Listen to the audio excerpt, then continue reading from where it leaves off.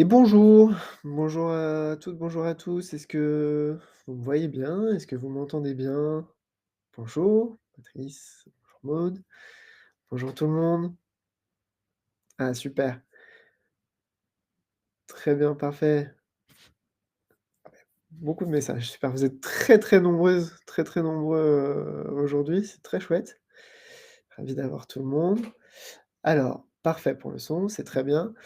Bienvenue dans cette nouvelle webconférence de l'ADI. Je suis ravi de vous retrouver. On est sur une semaine, un petit peu particulière à l'ADI, qu'on organise, 3 fois par an. Une semaine d'animation, de campagne avec, plein d'événements. On a un programme de webconférence comme ça sur des sujets de création d'entreprise, toutes les semaines, hein. Mais, cette semaine, je disais que c'est un petit peu particulier parce qu'on en a tous les jours. Des ateliers, des webconférences, c'est même, 2 par jour des fois. Heu et donc, bah, voilà, on inaugure ce matin, ce programme, de la semaine par ce sujet qui est: comment on va monter, réaliser une étude de marché.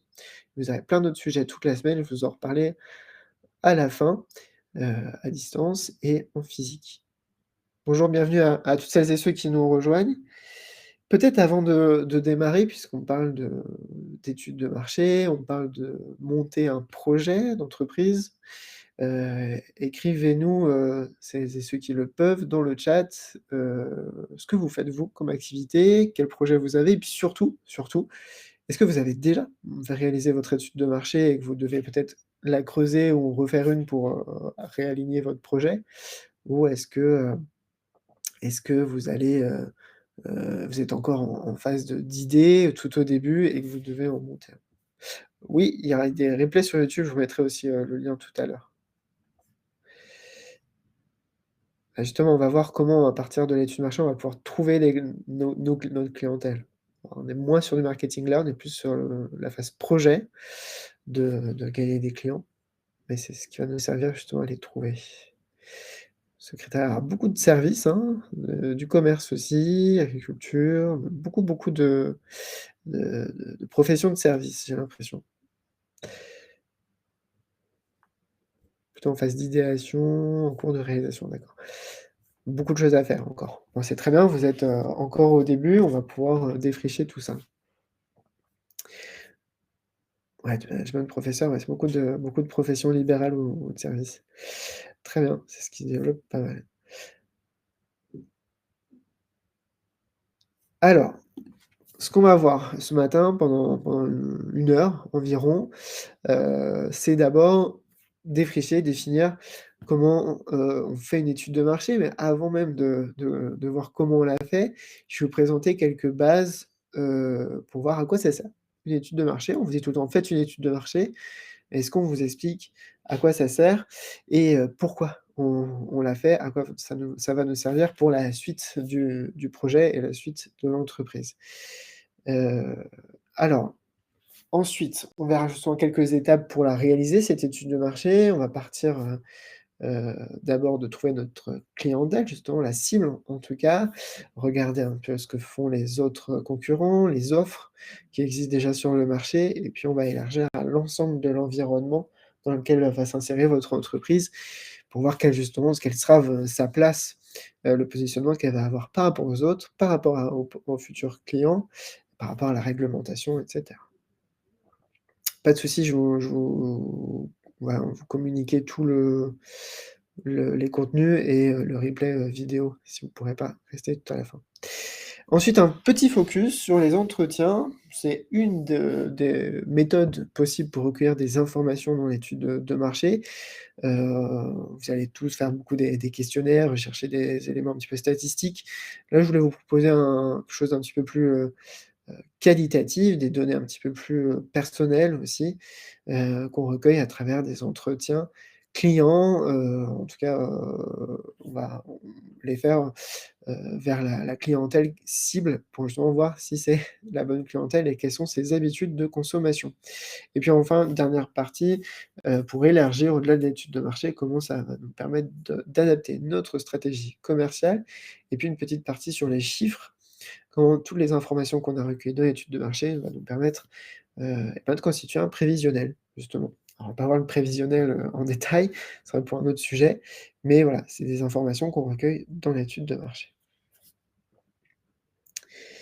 Alors n'hésitez pas, je vais vous mettre un petit question-réponse, voilà. N'hésitez pas à poser vos questions dans le chat. J'essaie d'y répondre au fur et à mesure. Vous êtes très nombreux, donc je vais et moi je suis tout seul. Je vais faire ce que je veux, mais n'hésitez pas à poser vos questions. Ah bah, très bien, vous avez beaucoup de projets très différents, c'est très chouette. Ouais, je disais beaucoup de professions libérales quand même. Alors, avant d'entrer dans le vif du sujet, dans le cœur du sujet, une petite présentation très rapide, de l'ADI, pour celles et ceux qui ne connaissent pas. Donc c'est une association, l'ADI, qui vient tout juste de fêter, ses 35 ans, et qui est présent, vous voyez sur la petite carte tous les points rouges présents sur tout le territoire, y compris en outre-mer, dans toutes les régions et les collectivités d'outre-mer. Avec des collègues vraiment partout dans tous les départements et des bénévoles pour, vous accompagner dans la création ou le développement de l'entreprise.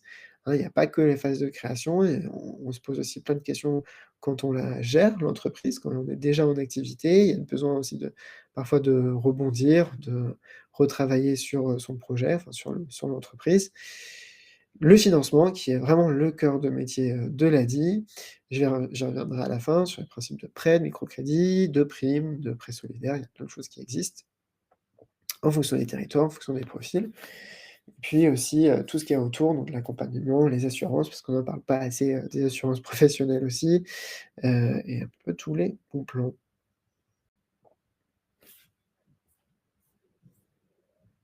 Ouais, c'est pas mal de tester aussi sur les marchés, c'est une très bonne idée, justement, ça permet de voir la clientèle, quels produits, fonctionnent. On va peut-être en reparler de ça. Allez, c'est parti. C'est parti. L'étude de marché, qu'est-ce que c'est et pourquoi on va réaliser une étude de marché? Alors, d'abord, quelques éléments, général, plus de posture, de à quoi ça sert, cette étude de marché. Quelque chose qui est important et que vous devez retenir, c'est que c'est une étape préliminaire, une étape préparatoire de votre projet d'entreprise. C'est pas le seul, il y en aura d'autres après. C'est une étape importante, pour ça je dis quand même qu'elle est préparatoire parce qu'on va pouvoir recueillir plein d'informations qui vont nous permettre de constituer le projet et ensuite de gérer l'activité. C'est, bah, voilà, je vous disais, un recueil de données, un recueil d'informations et c'est à partir de ça qu'on va pouvoir, mettre en place une stratégie commerciale, une stratégie de vente, parce qu'on aura défini notre cible, on aura défini quelle est la position, la place de votre entreprise dans son marché. Et puis, dans l'étude de marché, vous allez devoir adopter, une démarche, une posture de curiosité, de découverte, même si vous allez travailler sur un territoire que vous connaissez peut-être déjà parce que vous y vivez, même si vous allez travailler dans un secteur d'activité que vous connaissez déjà parce que vous y avez travaillé avant, que vous vous êtes formé à cette activité-là. Peut-être que vous-même vous êtes, client, ou cliente de ce type de produit ou de service. Voilà, je pense notamment dans le commerce ou je vois beaucoup dans le chat, dans des services, assez commun, c'est-à-dire qu'on en trouve beaucoup, la coiffure, l'esthétique, bon, les métiers de bouche, évidemment.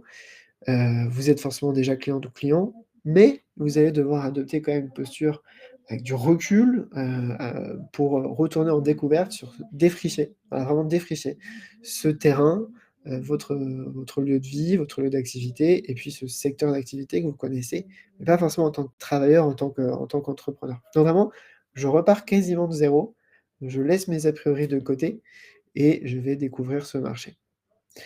D'accord? Ce qui va nous permettre trouver des informations qu'on n'avait peut-être pas a priori, avec nos jugements, avec notre connaissance, a priori, d'aller trouver peut-être, une clientèle qu'on ne connaissait pas, qui était peut-être inconnue, difficilement trouvable, mais qu'on va pouvoir justement, connaître à travers cette étude de marché.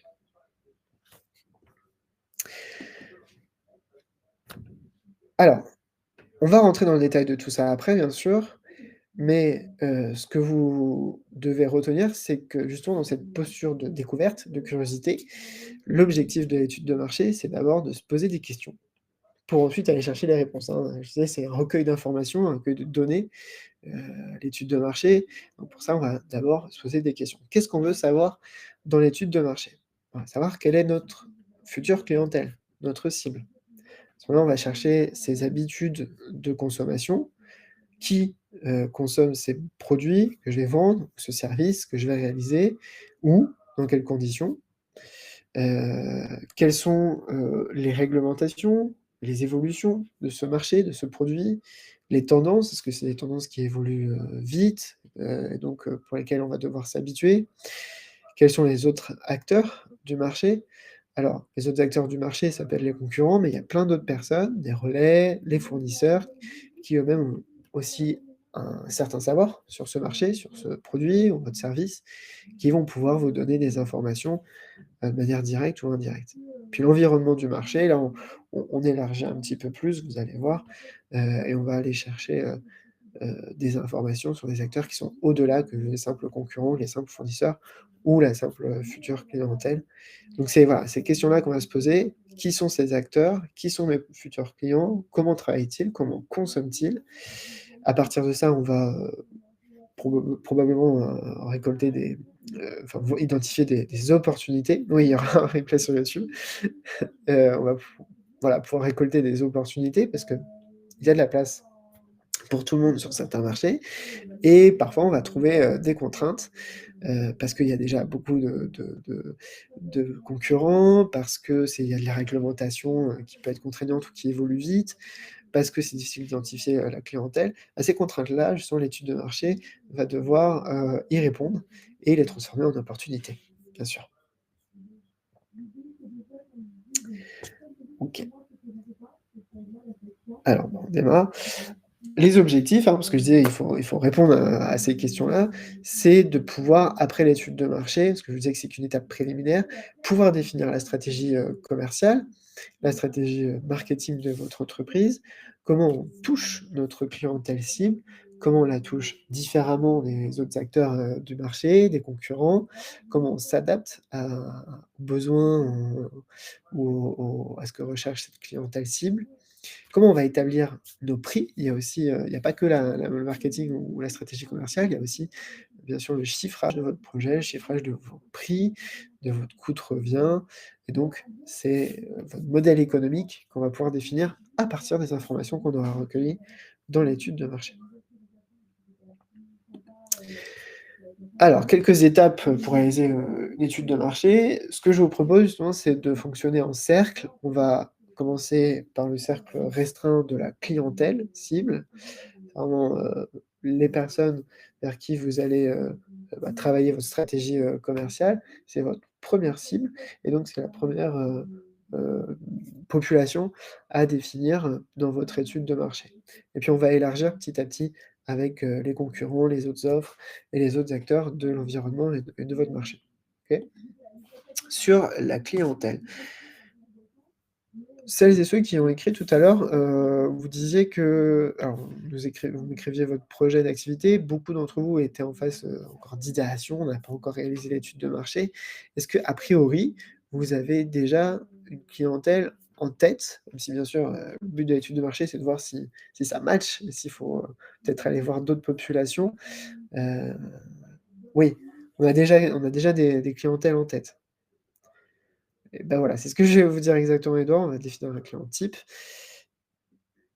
Voilà, donc en fonction du budget, ouais, on a déjà une clientèle. Bon, là, on va pouvoir, eh ben, confronter, en tout cas, justement, bon, regarder si ça match, ou si a priori vous avez déjà réfléchi à qui ça peut être, bah, on va voir si ça marche ou pas.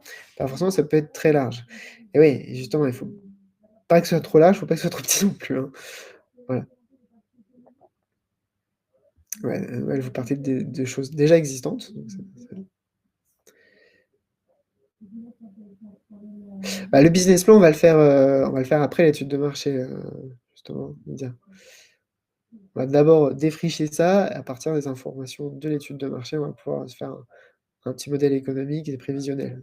Et puis, le business plan, c'est ce qui englobe l'étude de marché, votre connaissance du secteur, de votre clientèle et la partie chiffrée, prévisionnelle, comptable et cetera.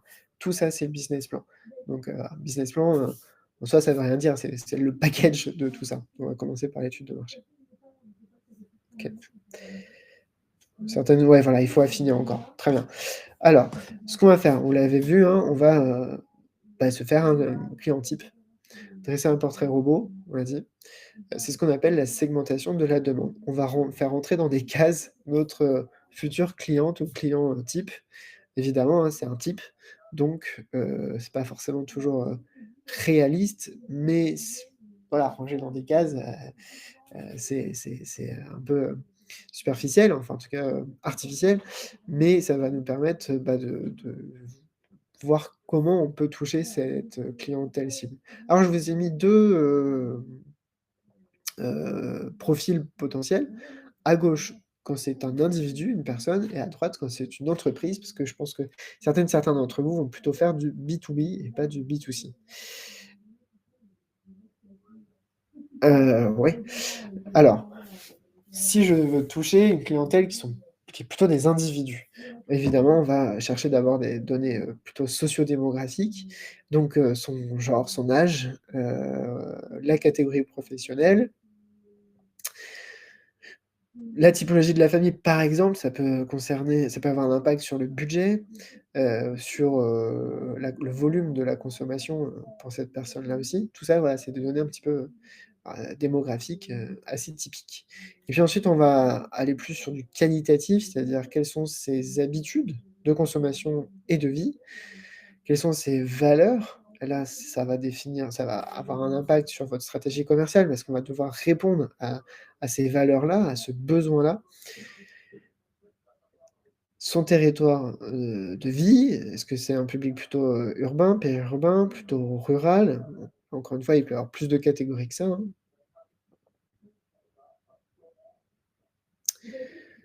Ah bah, le B2B est une clientèle à part que le B2C, oui, c'est-à-dire B2B, c'est donc des personnes, B2C, pardon, B2C, ce sont des personnes, B2B, c'est que vous allez vendre ou proposer des services à des entreprises, donc c'est pas la même manière de consommer, voilà.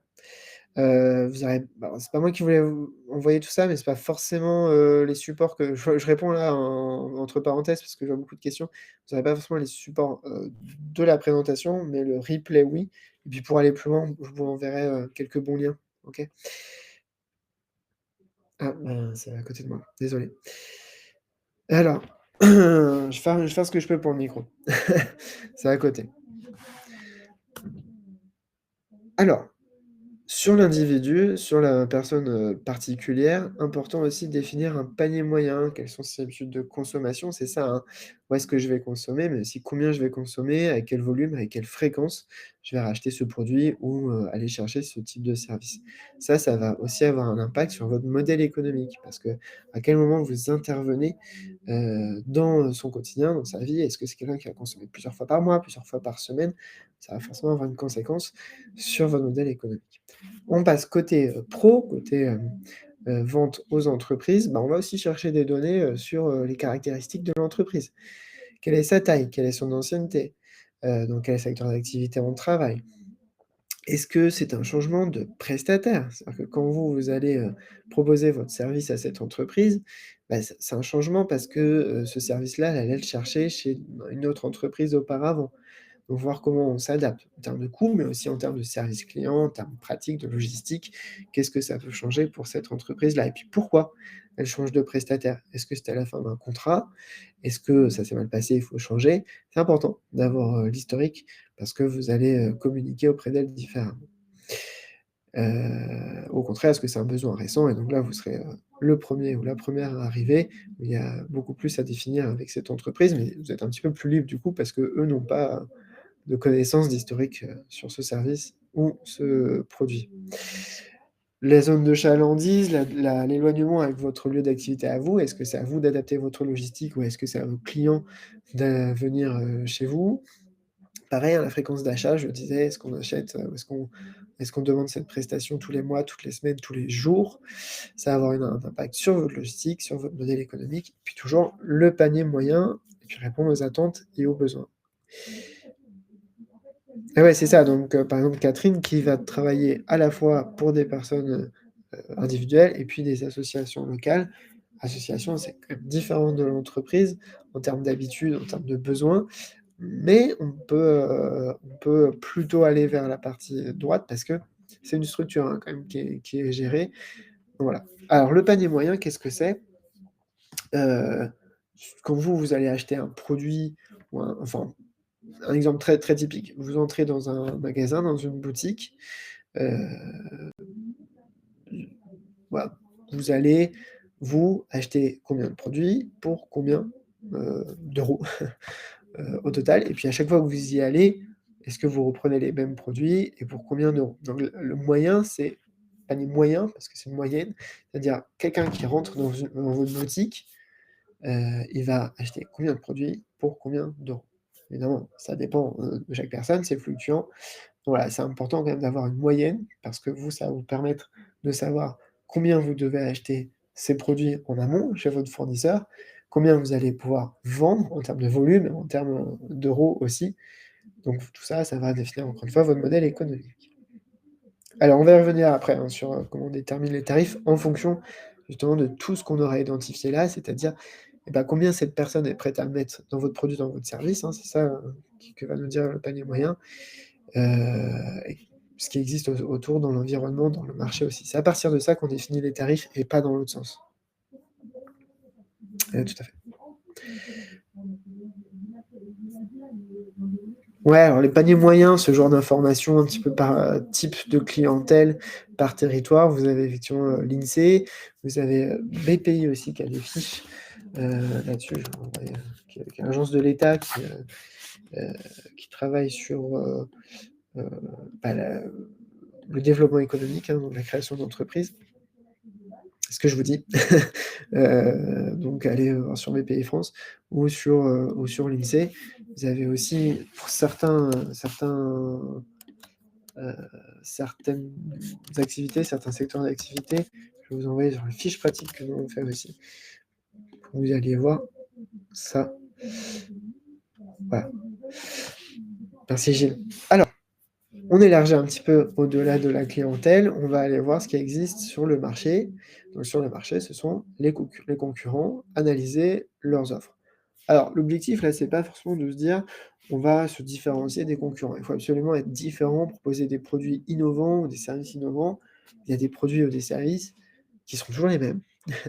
C'est pas forcément sur le produit, cœur ou sur le service cœur qu'on va travailler, c'est plus sur la qualité de service, plus sur le service client, sur la logistique que vous allez travailler.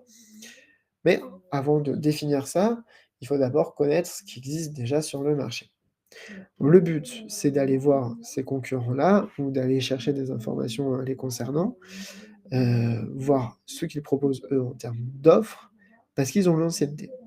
Ils ont un certain savoir que vous n'avez pas, ils ont un historique. Potentiellement, eux-mêmes ont fait, bah, des erreurs sur leur stratégie de vente, sur les produits qu'ils ont proposés aussi. Donc l'objectif, c'est d'aller analyser quelles ont été leurs erreurs, leurs faiblesses, mais aussi de s'inspirer de leurs points forts. Ah, c'est possible d'avoir, ouais, on revient sur la clientèle analyse, mais c'est une très bonne question. Il est possible d'avoir plusieurs types de clients. On le disait tout à l'heure, c'est possible d'avoir à la fois des individus et des entreprises. À ce moment-là, bah, le mieux, c'est de faire le travail 2 fois parce que vous n'allez pas avoir les mêmes infos. Si vous allez chercher, d'infos sur un individu, une clientèle cible qui vit dans tel territoire avec tel budget et une autre, cible qui a pas le même budget, qui n'a pas les mêmes habitudes de consommation et donc bah, ça veut dire, avoir 2 stratégies commerciales différentes aussi, hein. Attention. Alors sur les concurrents, dit Catherine, je ne trouve pas de concurrent à mon offre. Il n'existe que dans le télésecrétariat médical, pas aux particuliers. Ah oui, donc vous le faites aux particuliers. Bon, bah, c'est que là, vous le faites, sur votre territoire, vous serez la première. À ce moment, bah, on va aller chercher des infos ailleurs, peut-être chez les fournisseurs, chez les autres prestataires. On va en parler après.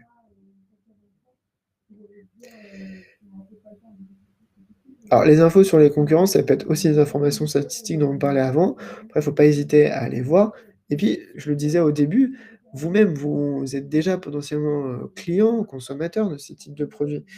Donc, vous avez quelques infos sur ces concurrents, sur ces autres acteurs du marché. C'est voilà, encore une fois, je disais, l'objectif, c'est pas forcément de se différencier, l'objectif, c'est aussi pas forcément d'entrer en concurrence avec eux. Chacun peut avoir une clientèle différente, chacun peut avoir une zone de chalandise, donc un territoire différent, des services qui vont être, un petit peu différents, même si le produit va être le même. Donc vous pouvez très bien aller communiquer avec eux sans, que ce soit, une lutte, sans que ce soit en entrant en confrontation. Il faut dédramatiser vraiment ça, hein. Ouais, on va revenir sur les manières dans les sondages. Bah, le but, c'est de te organiser et puis de prendre du temps, hein. Faut vraiment pas se précipiter là-dessus, ça peut prendre du temps pour recueillir les bonnes informations. Effectivement, quand on dit on a différents types de clientèle, qu'on a des marchés qui sont, un petit peu nouveaux, ou un petit peu inconnus sur le territoire, et ben, justement, c'est d'aller pouvoir défricher tout ça. C'est plus facile à dire qu'à faire, mais prenez votre temps et puis on peut être accompagné pour ça, hein. Sur quelle base? Alors ça peut être sur la base, du territoire. Est-ce que vous avez le même territoire, la ville de chalandise, pour trouver les concurrents? Est-ce que vous avez le même produit? Si vous posez la question, c'est peut-être qu'il y en a beaucoup et donc il faut trouver des critères. Voilà, si je ne me trompe pas. Mais, voilà, ça quels sont ceux qui sont, alors vous pouvez prendre quelques-uns qui sont les plus proches de vous, c'est-à-dire les plus semblables pour analyser et puis quelques-uns qui sont différents pour voir justement pourquoi ils sont différents, pourquoi eux, ils vont sur une zone de chalandise un petit peu plus réduite ou un petit peu plus large. S'ils ont des clientèles un petit peu différentes de la vôtre, celles que vous ciblez, ça peut être intéressant de faire la comparaison justement.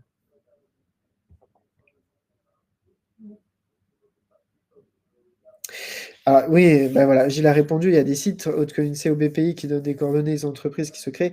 Bah oui, la CCI, la chambre de commerce et d'industrie et puis la chambre de métiers, eux, bah, ils ont, des observatoires économiques sur chaque territoire, ils ont des fichiers, parce que c'est eux qui les enregistrent en grande partie. Après, ce sont des fichiers, payants et puis les études, elles sont plutôt pour les collectivités locales. En tout cas, c'est leur travail effectivement de faire ce travail-là de fichiers et puis d'analyse. Donc, pas hésiter à aller les voir.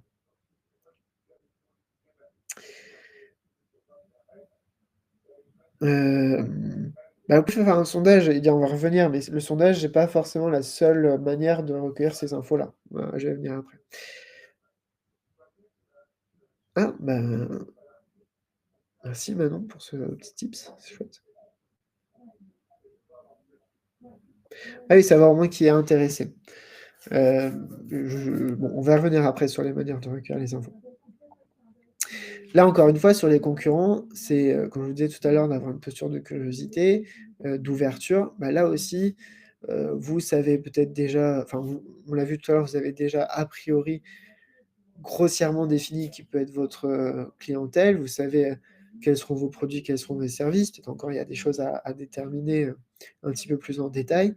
Et justement, sur cette offre-là que vous allez proposer, le but d'aller chercher quels sont les autres acteurs du marché, quels sont les concurrents, quelles sont leurs offres, comment elle est différente de la vôtre, et bien, ça vous permet de prendre du recul sur votre offre. On va la confronter à ce qui existe déjà, à ce qui fonctionne ou fonctionne moins bien, et peut-être que ça va vous permettre d'adapter l'offre que vous voulez proposer, le produit, le type de service, et encore une fois, c'est pas forcément le produit ou le service que vous allez adapter, mais c'est toute la logistique autour. Le service client, la distance, l'éloignement avec votre, clientèle, les consommables, c'est-à-dire tout ce qu'il y a autour du produit, l'emballage et cetera.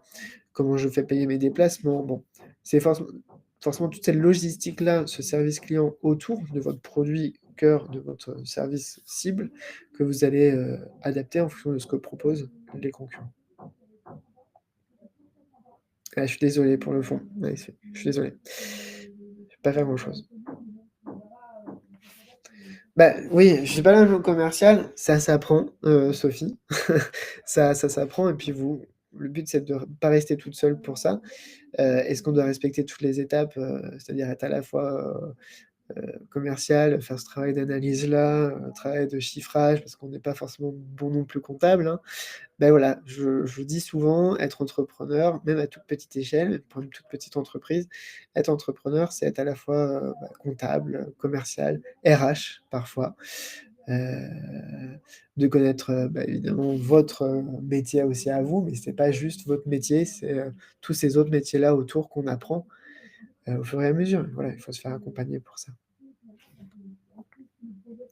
Alors, on élargit encore au-dessus des concurrents, au-dessus des autres acteurs. On va encore trouver d'autres acteurs au-delà des concurrents. Dans l'environnement, on peut avoir, d'autres acteurs qui vont permettre de recueillir des informations, qui vont peut-être être plus faciles d'ailleurs parce qu'ils n'entrent pas en concurrence avec vous. Ou vous, vous n'entrez pas en concurrence avec eux. Et l'objectif d'élargir, au-delà du marché à l'environnement, c'est, je le disais tout à l'heure, de trouver quelle est la place de votre entreprise, de votre offre, de votre produit, de votre service. Comment ça s'intègre dans un marché qui existe déjà, avec des habitudes de consommation qui sont déjà là. Et ben, on va aller chercher ces informations-là sur ce qui existe, sur comment ça se met en place, les autres offres, heu, avec d'autres acteurs. Alors, on peut avoir des personnes qui ne seront pas vos clientes, au final, mais qui vont relayer autour de vous, votre activité et qui peuvent avoir des informations sur, le marché, sur ce qui existe. Hein, vous comprenez, les personnes ou les entreprises, les structures que vous allez voir dans votre étude de marché, qui est une sorte de diagnostic, hein, du marché, c'est pas forcément les clients finaux. Mais c'est les personnes qui vont pouvoir parler de votre produit, parler de votre service. C'est les personnes qui, sont déjà dans le marché ou dans l'environnement, donc qui vont pouvoir vous donner des informations et faire du bouche à oreille au final. Alors, on a par exemple les fournisseurs, les prestataires, ceux qui sont, plutôt dans la vente, vous allez avoir des fournisseurs, vous-même, vous allez peut-être avoir des prestataires, pour, votre site internet, pour, la livraison, et cetera. Bah, c'est des structures qui travaillent déjà avec vos concurrents, qui, travaillent peut-être aussi déjà avec votre clientèle, qui sont pas en concurrence avec vous, mais ils étaient là avant vous, ils ont une certaine expertise du secteur. Voilà, il va falloir que vous trouviez les fournisseurs, que vous alliez, en chercher plusieurs peut-être pour, les mettre en comparaison. Et bah, que vous allez chercher vos fournisseurs, n'hésitez pas à recueillir des informations qui vont vous permettre, vous, d'adapter votre propre offre ou d'adapter votre cible de clientèle. Il faut vraiment aller, encore une fois, je disais, avoir cette posture de découverte et donc pas hésiter à poser les questions. Mais oui, leur poser des questions à eux. Hein, ils connaissent déjà votre marché, plus que vous, puisqu'ils y sont déjà. Et ça, on l'oublie souvent, les fournisseurs, les prestataires, c'est pas des concurrents, ils ont pas la même offre que vous, mais ils sont déjà là. Donc ils connaissent votre clientèle ou ils connaissent la logistique de votre marché. Hein, c'est-à-dire comment on distribue, comment on livre, quelles sont les évolutions, de tendance, hein. C'est ça que je mets en bas. Les informations qu'on va aller chercher dans l'environnement, c'est pas les offres des concurrents, c'est, bah, voilà, les tendances, de consommation, les tendances en termes de prix aussi parce que ça peut évoluer, eux les connaissent. Les réglementations, il y en a dans certains secteurs d'activité qui évoluent très vite, qui peuvent être assez contraignants. Le tout, c'est d'aller voir les personnes qui s'y connaissent déjà et qui peuvent, dire: «Bah, voilà, il y a telle réglementation qui va arriver, telle réglementation qui est en cours, on sait qu'il y a des évolutions là-dessus». Il faut rester en veille, sur ces sujets-là. Ça va vous permettre aussi de recueillir des informations, bah, sur votre clientèle, je le disais, sur les habitudes de consommation, les évolutions de cette consommation, mais aussi sur leur, budget. Des informations plus, en termes de valeurs, en termes, culturels de votre clientèle. Parce que c'est important aussi, ça va avoir un impact sur la manière dont vous allez présenter votre offre, donc sur votre stratégie marketing. Et puis aussi les évolutions technologiques, ou environnementales et ça, les partenaires que vous allez avoir, que sont les fournisseurs et les prestataires, peuvent vous donner des informations là-dessus. Hem, alors, on peut prendre un exemple très concret ici, de manière rien. Alors, ouais, je vais répondre à la 1 question.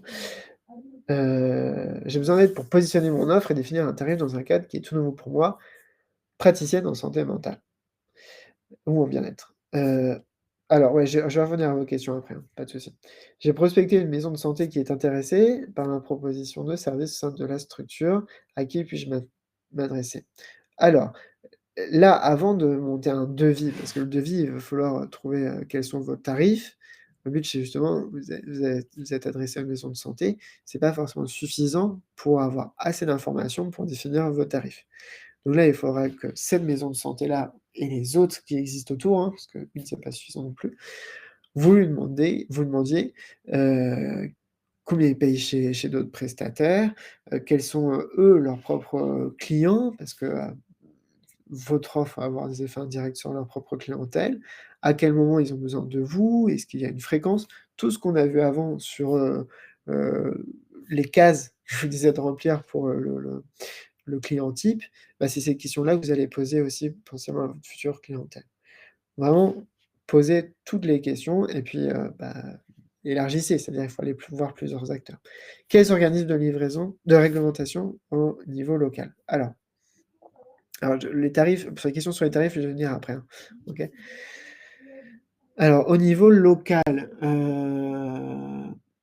il faut faire de la veille auprès des chambres consulaires, donc CCI, CMA, je l'ai dit tout à l'heure, auprès de la préfecture aussi, hein, souvent les préfectures qui organisent ça.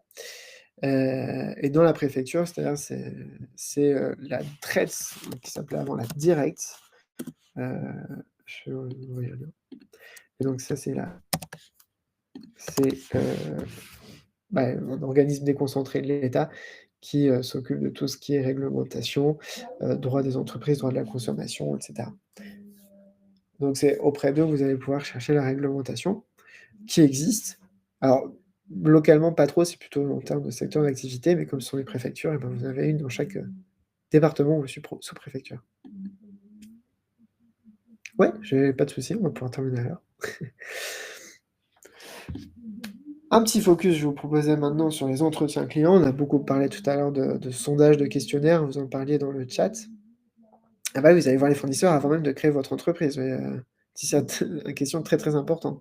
Vous allez, chercher plusieurs fournisseurs différents pour pouvoir faire votre choix, hein, comme n'importe quel, cliente ou client, avant même de créer l'entreprise. L'immatriculation de l'entreprise, la création effective de l'entreprise, ça doit être la dernière, mais vraiment la toute dernière étape que vous allez faire. Alors, parler d'étapes, c'est un peu un cliché, hein. Je sais qu'il y a des allers-retours quand on construit un projet d'entreprise, mais en gros, les financements et l'immatriculation, c'est vraiment juste avant le démarrage de votre activité. N'immatriculez pas votre entreprise avant, vous allez perdre des droits, vous allez cotiser, et cetera, c'est pas bien. OK? Donc vraiment aller chercher tout ça avant.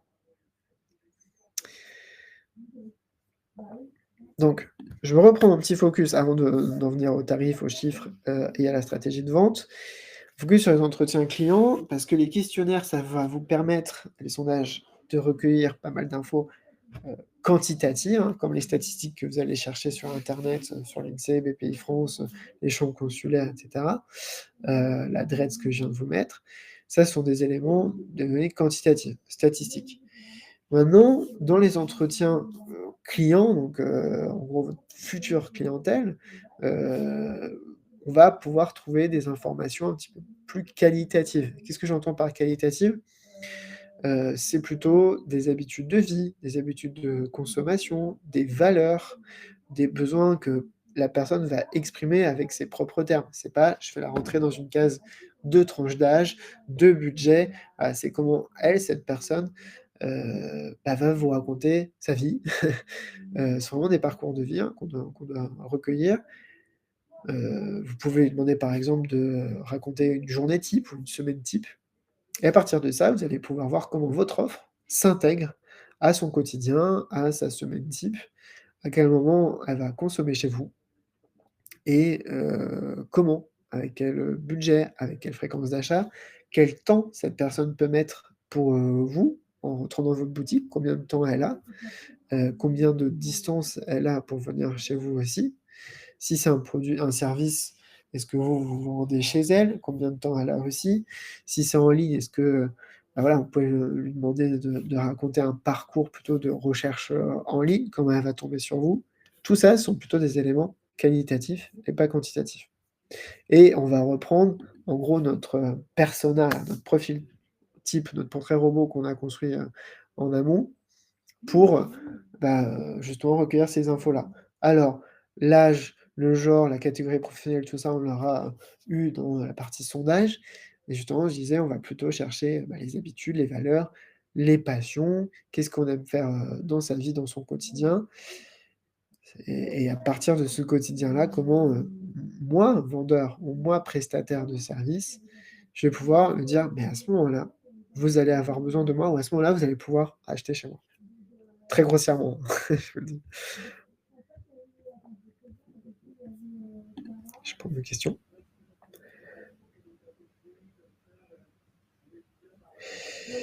Hem, oui, bah, cette question-là revient souvent, hein. J'ai l'impression qu'on va faire une étude de marché dans une ville où ce genre de service, ce genre de lieu où voilà, où ce genre de produit ou de service n'existe pas vraiment. Alors vous allez, bah, après la question c'est, est-ce que vous avez identifié qu'il y a un besoin, qu'il y a un manque pour, créer ce service-là, ce produit-là? S'il n'existe pas, c'est une réponse déjà à votre question. Faut aller chercher pourquoi il n'existe pas. À ce moment-là, vous pouvez aller chercher des territoires similaires, voir si ce produit ou ce service existe déjà et l'étude de marché, vous allez le faire sur le territoire, en l'autre territoire que vous allez mettre en comparaison et voilà, après il va falloir aller, chercher les potentiels clients et justement faire ce travail, de voir est-ce qu'eux ont besoin ou envie de ce service ou de ce produit et comment ils vont, le consommer et avoir un territoire, comparable, ça peut être une bonne solution. Mais vraiment posez-vous la question de pourquoi ça existe pas déjà.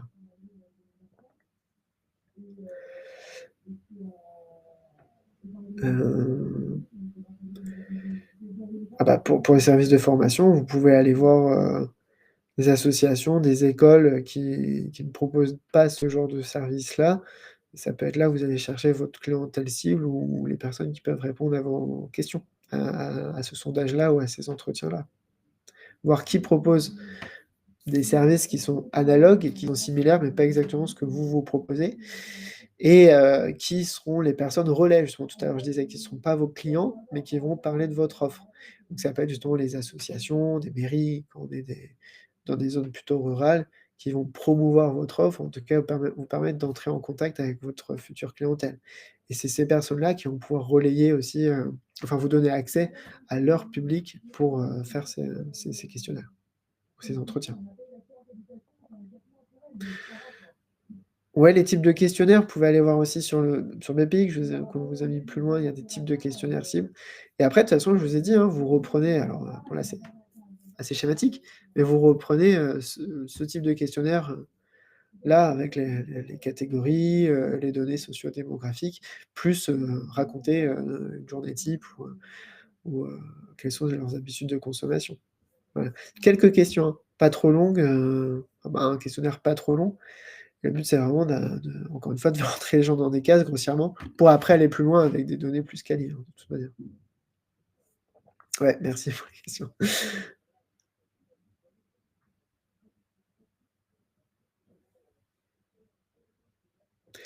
Et oui, c'est ça. Mais comme pour moi, personne ne s'est implanté. Je me dis peut-être que personne n'avait l'idée oui, c'est vrai, personne n'avait peut-être l'idée avant. Hem, à tester, à tester. C'est pas forcément qu'il y a pas qu'il y a pas de clientèle, ça peut être parce que personne n'avait eu l'idée. Mais en tout cas, c'est vraiment une question à poser. Alors quand on souhaite devenir franchisé, vous avez des servi enfin des données qui existent déjà. Après, par justement la franchise, mais sur votre territoire, vous pouvez faire votre étude de marché, hein, parce qu'encore une fois, ça va la clientèle va être différente, les prestataires, les fournisseurs vont être différents aussi, sur votre territoire. Donc je vous conseille quand même de le faire. Parce que les clients, ce sont des chantiers, donc on est plutôt sur du B2B. Bah, là, vous êtes sur les habitudes plutôt de l'entreprise. Hein, vous n'êtes pas sur les personnes, c'est sûr, les habitudes de consommation, les journées types, ça va pas être sur les personnes, mais ça peut être, sur le directeur des achats, par exemple. Comment lui fonctionne pour trouver un prestataire? Voilà. Les questions, elles vont pas être sur les personnes, elles vont être sur l'entreprise, mais une entreprise, c'est aussi une personne, hein, une personne morale. Elle a aussi une vie, elle a une manière de fonctionner, elle a un budget, c'est tout ça qu'on va devoir questionner.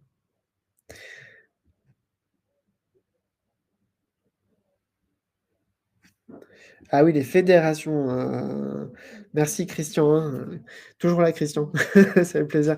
Les fédérations d'activités sont des bonnes ressources parce qu'effectivement, eux aussi, ils ont des observatoires économiques d'activités. Ils connaissent très bien les réglementations. Tout à l'heure, on se demandait comment trouver les réglementations, donc des fédérations, du bâtiment, des fédérations des entreprises de transport, voilà, et les fédérations professionnelles, faut pas hésiter à aller les voir. Ils connaissent très bien le domaine et ça peut être une très bonne ressource pour alors pas forcément trouver votre clientèle, mais en tout cas sur la réglementation, sur les évolutions tarifaires et cetera. Ça peut être, de bonnes informations à aller voir. Alors, au-delà de l'étude de marché, dans notre dernière étape, on va pouvoir, aller plus loin. On va sortir un petit peu du cadre simplement de recueillir les informations, mais comment on se sert de ces informations-là? Elles vont nous servir à quoi? D'avoir questionné des potentiels clients, d'avoir questionné des fournisseurs, d'avoir questionné des concurrents, ça nous sert à quoi? D'abord, ça va nous permettre de définir une stratégie de vente, une stratégie commerciale. Définir une stratégie commerciale, rapidement, hein, on va commencer par définir, identifier une proposition de valeur.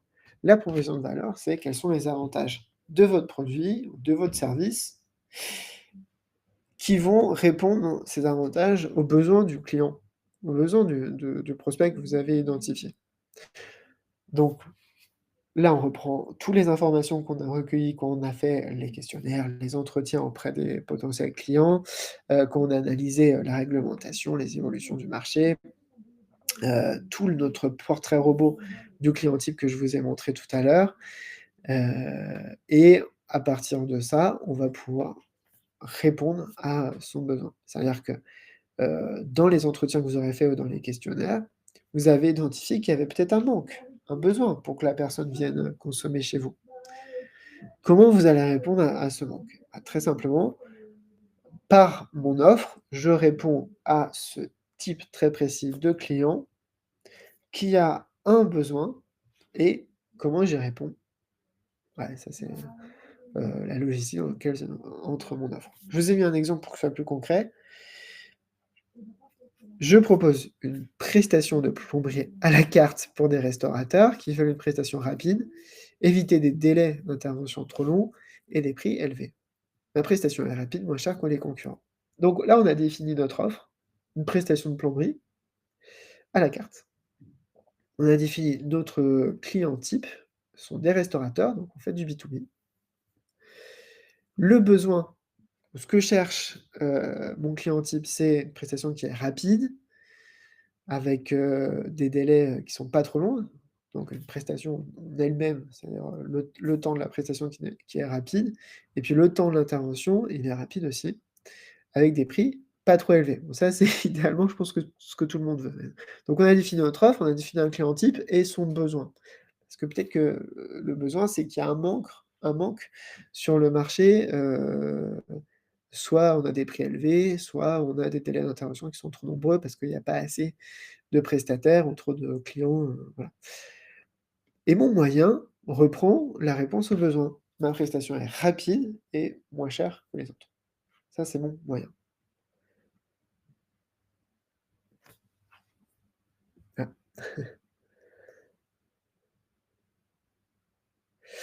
Je vois qu'il y a des débats dans le chat sur les captures d'écran.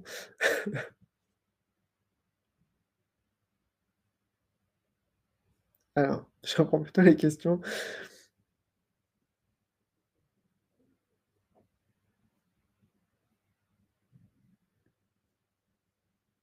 Ouais, bah, vas-y Elias, par rapport à votre question, vous pouvez aller voir les concurrents, ceux qui disent ça. Et puis effectivement, ceux qui peuvent faire appel à votre, service et donc là, les écoles ou ça peut être une bonne solution de voir, d'aller voir sur les organisateurs des autres événements pour voir ce qu'ils font eux, même si c'est pas des concurrents potentiellement parce qu'ils sont pas sur la même activité ou le même territoire que vous pouvez vous inspirer de ce qu'ils font. Est-ce que l'ADI aide à monter le dossier pour une création d'entreprise? Oui, tout à fait, c'est possible. Alors la réponse aux besoins est essentielle, mais tout à fait Christian, merci de le redire parce que tout ce que je vous ai montré jusque-là, les informations qu'on a recueillies auprès de notre, client type dans le portrait robot, ça sert avant tout à identifier un besoin. Alors ça sert, je disais, à voir quelles sont ses habitudes de consommation, est-ce qu'on va revenir chez vous tous les mois, toutes les semaines, tous les jours? Quel est son budget, son panier moyen? Enfin le budget de ce client type, mais ça sert à adapter notre offre en fonction de son besoin. Mon besoin, c'est que j'ai tel budget, je ne sais pas où acheter ce produit-là. Moi, entrepreneur, je vais répondre à ce besoin-là, OK? Alors je sais, c'est pas forcément évident parce que vous, vous avez votre idée, vous voulez faire telle activité, vous avez pas forcément envie de vous adapter à des, exigences d'un client type. Mais là, c'est pas forcément des exigences, hein, forcément vous allez avoir votre offre, OK. Mais votre offre, elle doit répondre à un marché.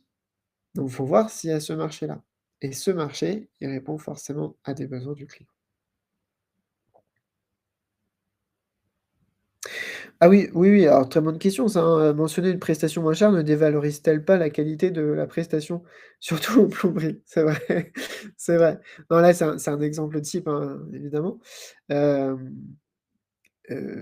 oui, moi je vous dirais pas forcément d'être moins cher que d'autres ou de mettre votre, prix au rabais. Encore une fois, je vous l'ai dit tout à l'heure, hein, tout ne se joue pas sur le prix ou sur, la différenciation avec les concurrents, mais ça peut être sur le service client que vous proposez, la rapidité, la facilité de logistique, la facilité d'intervention.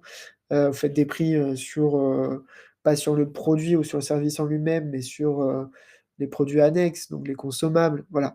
Là, c'est un exemple, hein, mais je suis d'accord avec vous, les prix, c'est pas forcément que être moins cher tout le temps. Pas comme ça que vous aurez forcément des clients parce qu'encore une fois, quand on a défini notre client type, il y a des clients types qui n'aiment pas forcément aller chez le moins cher. Là, c'est un exemple, hein, de la personne qui vous a répondu.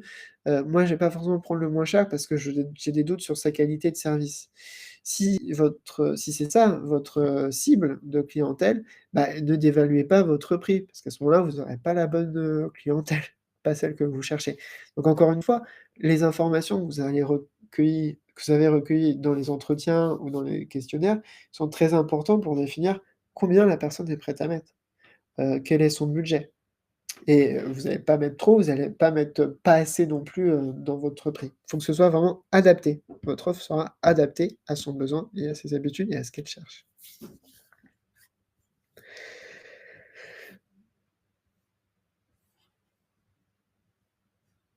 Non, je vais pas répondre au cas par cas pour tout le monde, hein, je suis désolé parce que c'est vraiment des activités très, très spécifiques, mais allez voir les acteurs, les là, je vous ai montré, hein, les fournisseurs, les prestataires, les autres concurrents, les associations qui travaillent autour de vous, les collectivités locales, les mairies, qui peuvent être des bonnes ressources, notamment dans les zones rurales.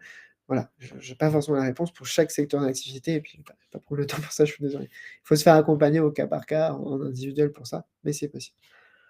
Je reprends. Donc à partir des informations qu'on a recueillies auprès de notre clientèle, auprès des concurrents, auprès de ce qui existe sur le marché, des prix de vos propres prestataires ou fournisseurs, des évolutions du marché, des évolutions, tendances, on va pouvoir fixer nos prix, les prix du produit ou du service. Encore une fois, un prix juste, adapté à ce que recherche le client et à ce qui existe sur le marché. Parce que, le but, c'est que vous soyez quand même, rentable.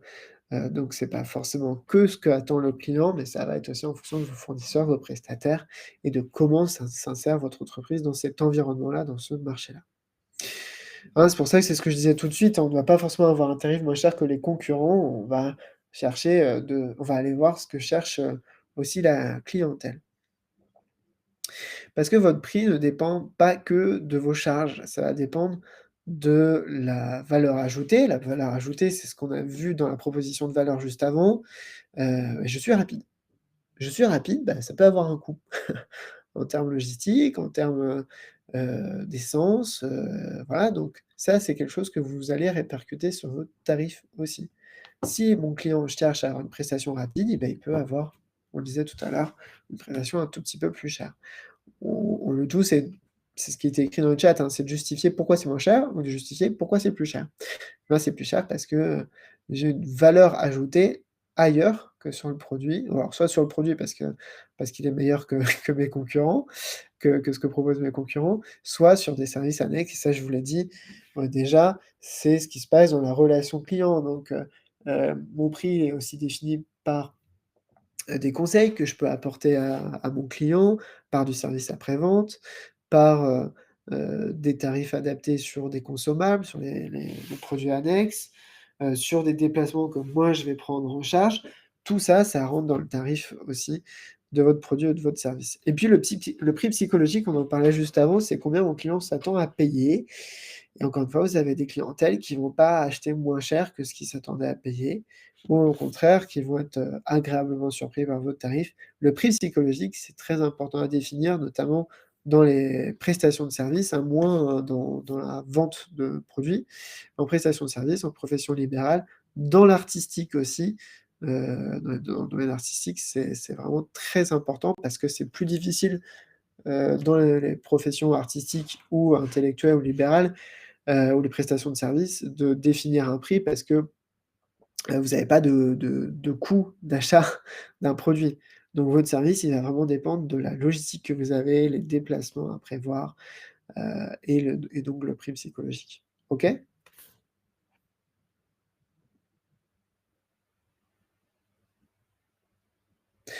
Voilà, très grosse question d'Anouk sur les charges. Tout ça, ça rentre enfin les cotisations sociales, tout ça, ça rentre dans un plan de charge qu'on va faire. Je vais vous présenter un petit calcul, mais très simple juste après. Là, on sort de l'étude de marché et effectivement, construire un plan de charge, un prévisionnel comptable ensuite, c'est tout un travail aussi qui intervient justement après l'étude de marché. Et bah, c'est ça, le prix et la conclusion du plan de trésorerie. Donc encore une fois, un prix adapté à votre cible. Pour s'adapter à la cible, il faut bien la connaître, donc aller chercher les informations en avant. Testez avant de lancer votre gamme définitive. Au tout début, il y a quelqu'un dans le chat, pardon, j'ai pas retenu votre prénom, qui, disait: «Avant de me lancer vraiment, je teste, sur des marchés». Mon produit pour voir, comment ça prend. Alors, ça peut être une clientèle différente de votre clientèle finale, hein, sur le marché, c'est pas la même logistique non plus, c'est sûr, pas les mêmes coûts. Mais au moins vous testez votre produit, vous testez votre manière de vendre aussi, vous testez, vous testez vous-même sur votre, aspect commercial. Faut pas avoir peur de se tester votre offre avant vraiment de démarrer. Et encore une fois, ça peut se faire dans un cadre, très concret, très réglementé. N'hésitez pas à venir vous faire accompagner pour ça, c'est possible. Et donc on arrive aux chiffres, voilà le petit calcul que je vous présentais. Là aussi, on va reprendre toutes les données qu'on a pris, aux concurrents, leur volume de vente, leurs tarifs et cetera, la fréquence d'achat de leurs propres clients, les statistiques de votre secteur d'activité. On disait tout à l'heure les observatoires économiques, l'INSEE, la TRETS, les fédérations. Les informations qu'on a recueillies sur votre cible de clientèle, ses habitudes, la fréquence d'achat, son budget, le budget personnel, le budget de la famille et puis votre propre offre. On aura, ça y est, vraiment défini à partir de toutes les informations qu'on a recueillies avant. Là, on va prendre le nombre de prospects que vous allez toucher par votre communication, par votre marketing, la part qui va réellement acheter votre produit ou faire appel à votre service. Est-ce que c'est 1%? Est-ce que c'est 10% de tous les prospects que vous avez touchés? Combien de personnes vont, transformer, en quelque sorte, donc acheter chez vous? Quel est l'achat moyen? Donc tout à l'heure, on parlait de panier moyen. Est-ce que j'achète un produit, plusieurs produits? Et combien? Enfin combien en euros? Et puis le nombre d'achats par acheteur. Est-ce qu'il va revenir tous les jours? Est-ce qu'il va revenir toutes les semaines? Est-ce qu'il va revenir tous les mois? Là, on arrive à un chiffre d'affaires qui, est, par exemple mensuel, hein, auquel on déduit les coûts d'achat ou de fabrication des produits.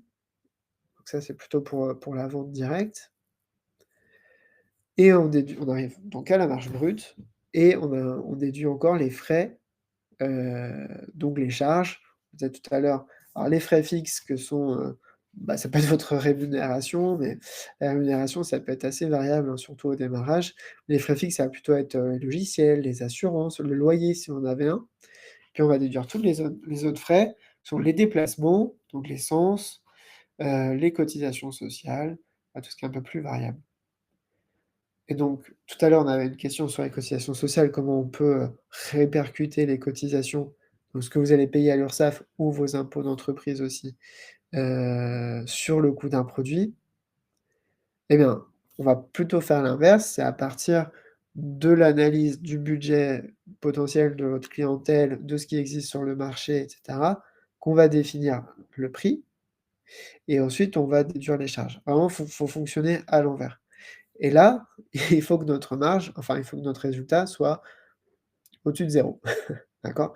Si on est négatif parce qu'on a trop de charges, trop de frais, si on a trop de charges aussi, dans le coût de fabrication, dans le coût de la logistique, de la distribution de votre produit ou du service, eh bien, ça veut dire qu'il faut augmenter le prix unitaire de votre produit ou de votre service, augmenter peut-être le nombre de la part de prospects qui va vraiment transformer, qui va vraiment acheter chez vous, ou alors c'est un produit qui va devoir être acheté un petit peu plus fréquemment. OK? Ce sur quoi on a la main, c'est donc le nombre de prospects, la part qui transforme, le montant, de l'achat moyen du produit et le nombre d'achats, la fréquence d'achat. Vous avez moins la main sur les frais. Alors, vous pouvez essayer de réduire vos frais, c'est-à-dire commencer sans local, avoir moins de déplacements, et cetera. Pas une rémunération tout de suite, c'est possible, mais c'est dangereux de léser sur les coûts, sur les charges de production. Il vaut mieux travailler plutôt sur augmenter soit le prix, soit le nombre de personnes qui va faire appel à votre produit ou à votre service. OK? Un cours comptable très rapide, hein, encore une fois, il faut aller plus loin là-dessus, mais la Outline a dit: «Ah, nos bénévoles de la Outline, ils sont géniaux. N'hésitez pas à les appeler aussi ou sur internet à faire appel à eux». Dans ce cas alors Christian, il faut préciser, dans ce cas, c'est pas un affaire ou un suicide. Si effectivement j'ai plus de coûts que de recettes, oui, effectivement, là, on est négatif. Comment c'est en négatif? C'est pas bon.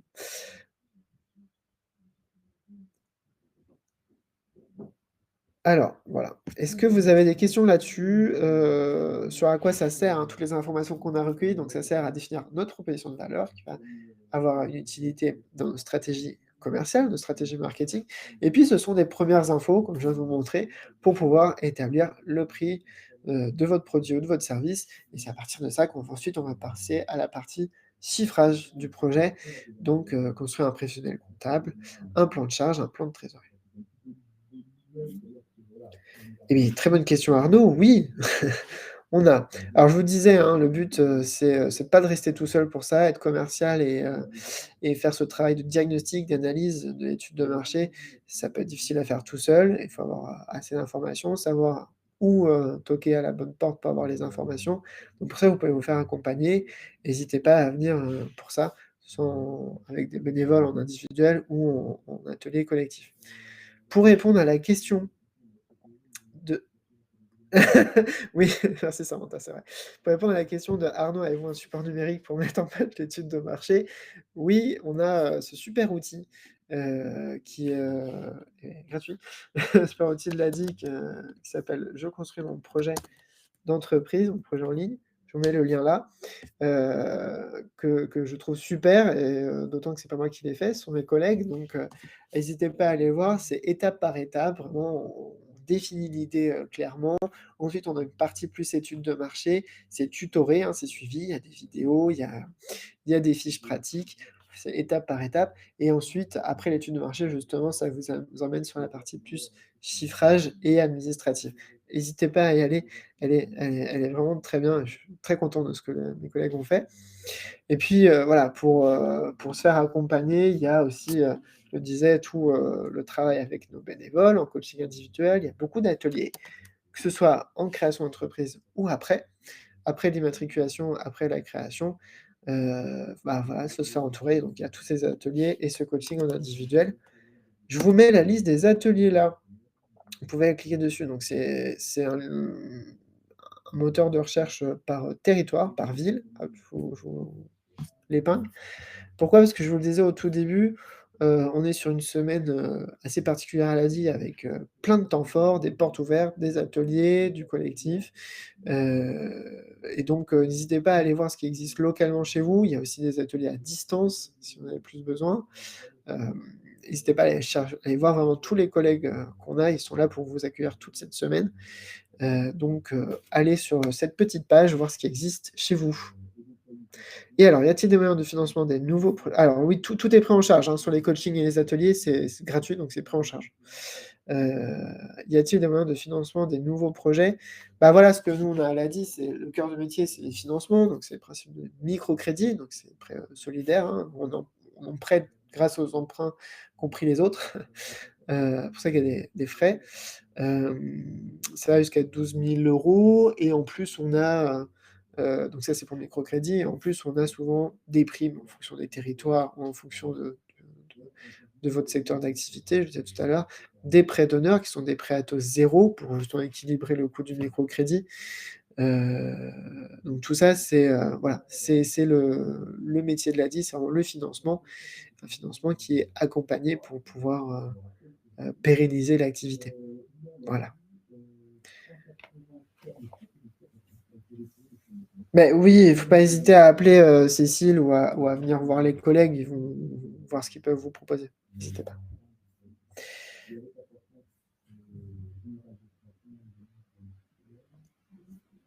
Alors, je disais en début, on est sur une semaine un petit peu particulière avant juste de vous laisser, parce qu'il est déjà 12h08. Vous avez toute la semaine d'autres webconférences sur d'autres sujets un petit peu plus spécialisés sur des secteurs d'activité, sur des profils, un petit peu types. Cet après-midi, vous avez une webconférence avec, France Travail, donc Pôle emploi, sur les aides à la création d'entreprise, sur les financements, sur les aides, les subventions qui peuvent, exister avec France Travail. Venez voir cet après-midi, c'est très, très complet et puis il y a plein de conseils, et tout au long de la semaine, vous aurez, je disais des sujets sur, comment créer quand on est une femme entrepreneur, parce qu'on peut encore avoir beaucoup de freins, surtout chez les financeurs pour ça ou chez les structures, administratives. Et puis vendredi après-midi, je prends ça un peu en exemple, vous avez une conférence témoignage, d'entrepreneurs qui peut être très intéressante aussi à suivre et qui vous pourront vous donner, bah, des bonnes pratiques. Je vous remets le lien pour vous inscrire sur les autres conférences. Voilà. Merci à toutes et à tous, d'avoir suivi la conférence. Je sais que c'est parfois un peu plus difficile à suivre quand il y a du monde, parce qu'il y a beaucoup de questions. N'hésitez pas à écrire, vous aurez le mail après, l'adresse email une fois la conférence terminée. Donc n'hésitez pas à écrire pour poser vos questions. Je vous mets le lien aussi de la chaîne YouTube pour voir le replay, pour voir tous les autres replays qui existent sur toutes les webconférences. Hop, n'hésitez pas à aller le chercher. Merci à vous, merci pour toutes vos questions et puis à bientôt cette semaine ou plus tard. Bonne journée.